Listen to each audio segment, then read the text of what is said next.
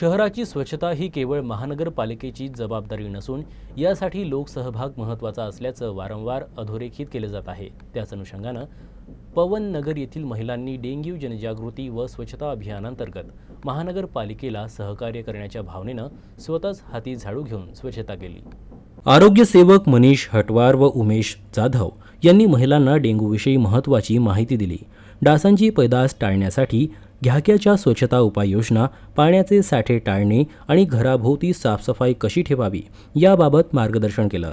या कार्यक्रमात अहिल्या महिला आरोग्य समितीच्या सचिव आशा वर्कर संध्या पाटील, अध्यक्ष परवीना आठवले, आरोग्य सेविका वैशाली सुरवसे व कल्पना वानखडे तसेच महिला कार्यकर्त्या सिंधू ढवळे, उज्ज्वला मात्रे, अक्षरा कीर्तनकार, कांता मरकाम, मोहोळ इत्यादी महिलांचा सक्रिय सहभाग होता।